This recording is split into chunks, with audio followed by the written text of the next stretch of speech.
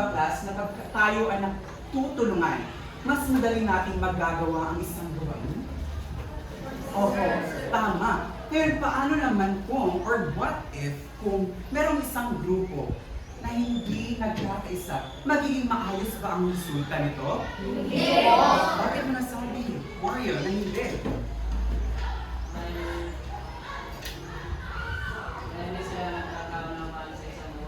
Tama. Ang isang grupo na hindi nagkakaisa ay hindi nagkakaunawaan sa kanilang gawain. Kaya ngayong umaga class, ay may papanoorin tayong isang video na kung saan ang iba't ibang mga bansa na nagkakaisa, magkakaibang bansa ay nagtutulungan. Kaya sa oras na ito ay papanoorin natin ang isang video, kaya paalala lamang class na manood ng mabuti at makinig ng mabuti dahil sa katapusan ng video presentation na ito ay meron akong mga katanungan para sa inyo. Maliwanag ba class? Yes, sir! Simulan na natin ang ating video.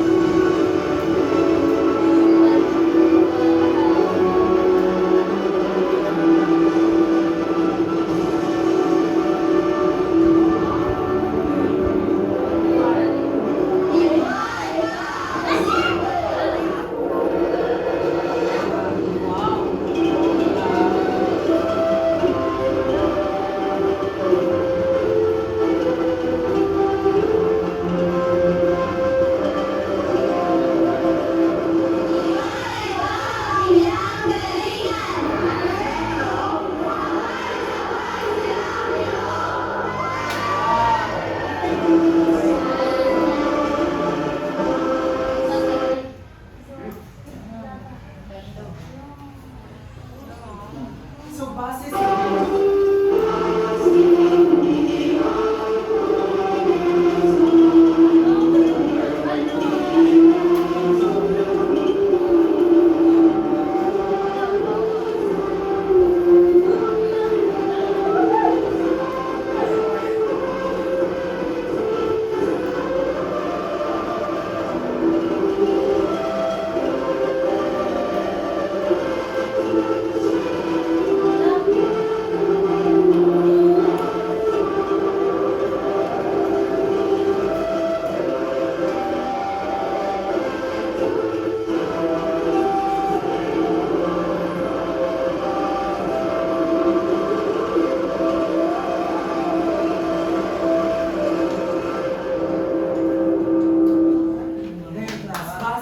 video or maikling video na inyong napanood, ano kaya sa tingin ninyo ang mensahe ng maikling video na iyon?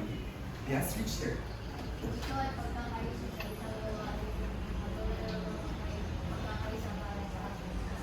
Tama, bigyan natin ang pasabog clap si Richter class.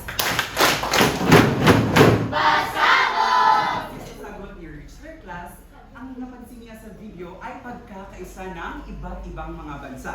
Kaya ngayong araw class, upang maunawaan natin ang pagsasama o pagkakaisa ng ASEAN, ay dapat nating kilalanin ang iba't ibang mga bansang bahagi ng ASEAN. Kaya sa araw na ito ay tatalakayin natin tungkol sa mga kasaping bansa ng ASEAN.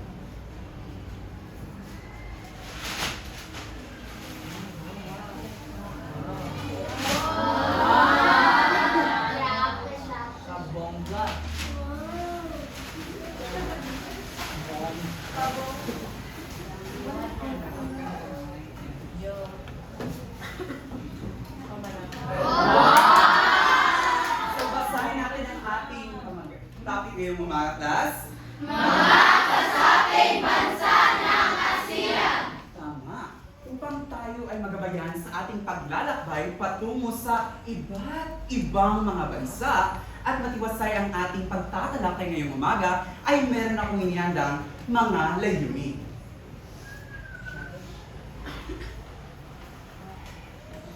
Para sa unang layunin, pakibasa sa lahat ng mga lalaki. Pangalawang layunin, pakibasa sa lahat ng mga babae. At pangatlong layunin, pakibasa sa lahat. Simulan natin sa unang layunin. Nakasusuri sa iba't ibang kasaping bansa ng Asia. Pangalawa, Nakaprepresenta ng jingle, awit at tula patungo sa iba't ibang kasaping bansa ng Asia. at pangatlo, Na